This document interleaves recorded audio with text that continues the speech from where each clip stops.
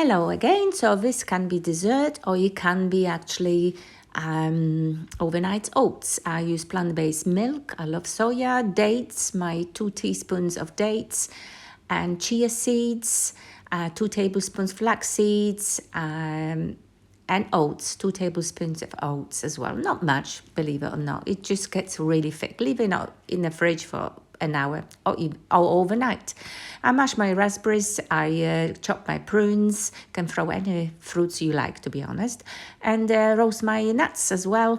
Put it all together. So on the bottom, my prunes, a little bit of oats and raspberries. God, my mouth waters when I'm watching this. And another one with oats, blueberries, and double cream, but dairy-free. It's on YouTube, so I send you a link. And follow with fruits and sprinkle with some roasted nuts. Delicious for breakfast or dessert, whatever you prefer. Enjoy it, guys. For sure I did. You can see my face.